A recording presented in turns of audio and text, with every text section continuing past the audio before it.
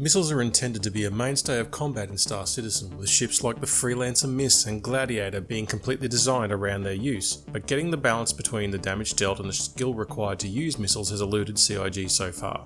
Missiles have been seen as a low skill mechanic for many years now, and they have bounced between OP to useless and back again.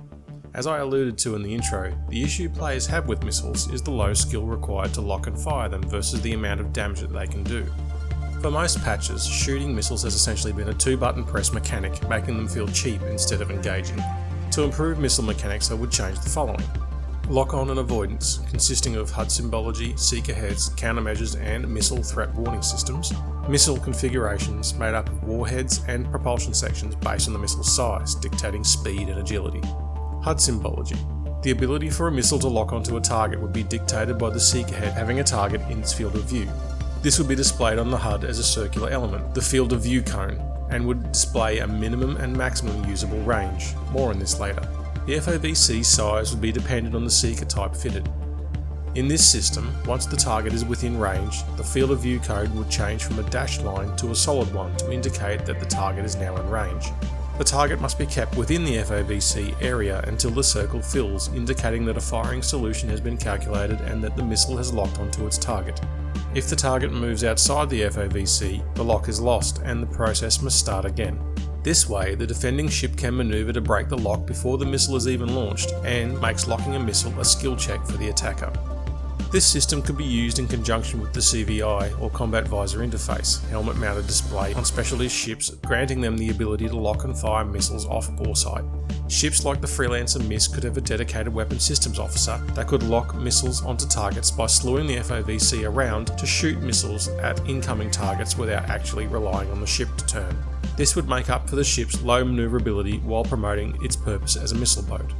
The missile FOVC would only be displayed when missiles are selected and active. Each missile fitted to the ship must be able to be selected by cycling through each via a keybind. The first press would activate the missile system and display the associated HUD symbology, with each subsequent press cycling through the next missile fitted in turn. Individual missiles could be selected via the MFDs, stepping over the round-robin cycle system if the pilot so desires. Seeker. The seeker head is a component of the missile that tracks and guides the missile towards the target. Each seeker head would have pros and cons, such as how easily the seeker is spoofed. Spoofing means to distract or confuse a missile's seeker by way of countermeasures. A successful spoof is when the missile is distracted by a countermeasure steering it towards it rather than the defending ship. This allows the defending ship time to maneuver out of the missile's FOVC, making it lose track of the defending ship and preventing reacquisition. IR seekers would lock onto the ship's heat signature, have a large FOVC and a short lock-on time, making acquiring a lock easier, but would be easily spoofed or distracted by flares. EM or electromagnetic seekers would track the ship's electrical signature emanating from power plants and avionics. This type of missile would have a medium FOVC and a medium lock-on time, making them more difficult to lock but have a medium spoofability, making them less prone to being distracted by countermeasures.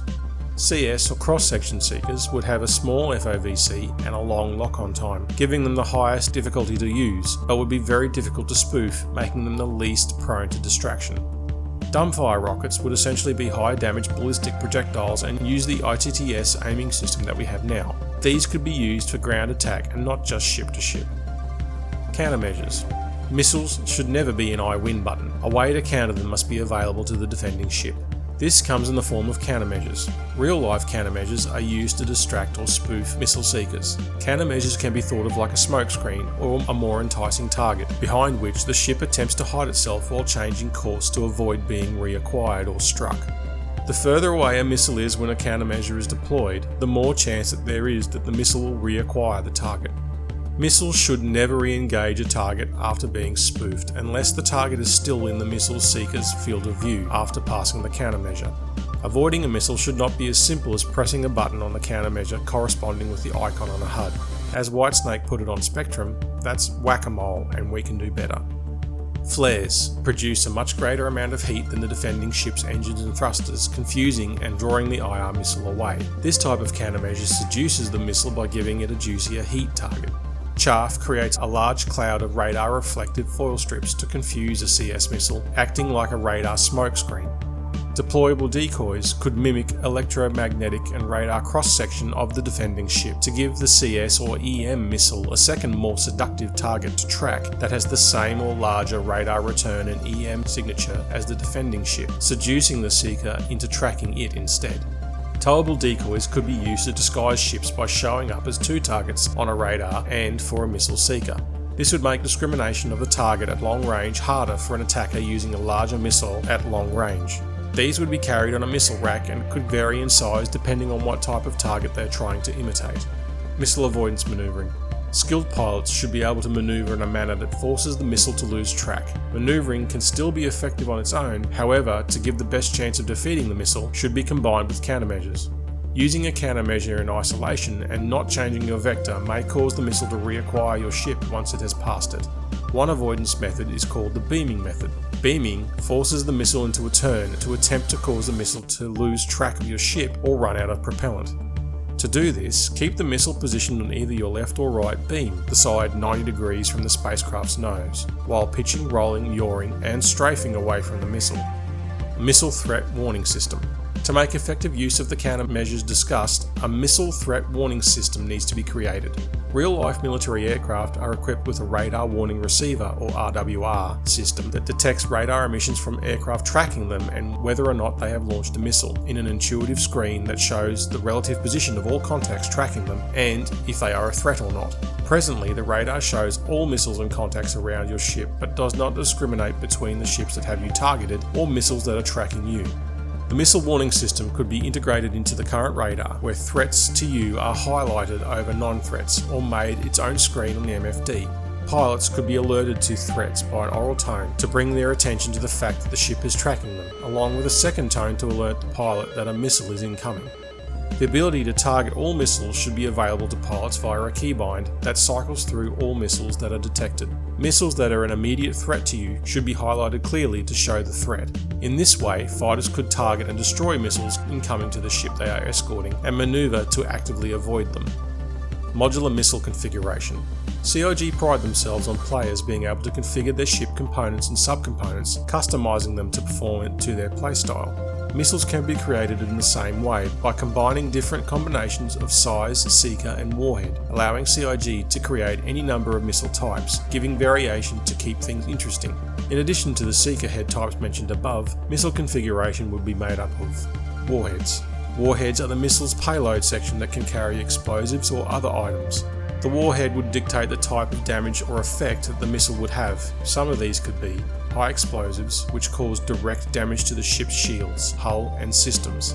Sub-munitions, based on the current Rattler missile, where several mini-missiles would confuse the ship's missile warning systems and possibly cause high damage if all the sub-missiles struck the target.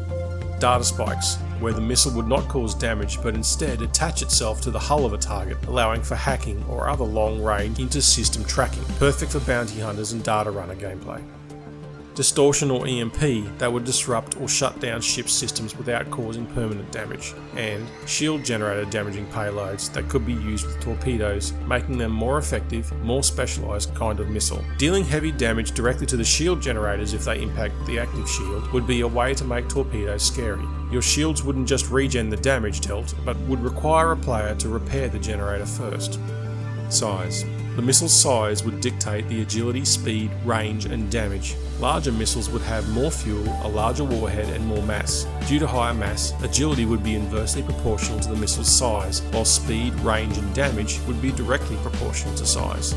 Missiles should also have a minimum usable range, where even the smallest missile's minimum range is greater than gun range. Enforcing a minimum range to engage a missile will prevent missile spamming and encourage guns engagements at close range.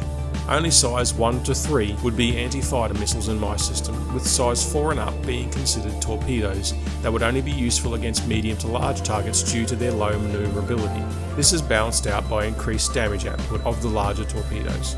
This would give a clear reason to bring a ship like the Gladiator over just another fighter.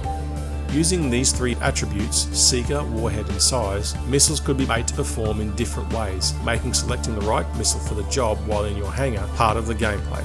I have included some examples for how these different missile component combinations could look in the description. Making all these changes would help to give the player a defined best situation to use missiles over guns. Missiles have never really been in a good place, where the skill required for their use matches the damage that they can do, but it doesn't have to be that way. With some thoughtful tweaking and improvements, missiles could become fun and a skillful mechanic that adds to the depth of combat rather than being a meme. Good hunting, pilots. For more information on how spacecraft systems work in Star Citizen, please refer to the spacecraft flight manuals found on the RSI website. The link is in the description. Thanks for watching.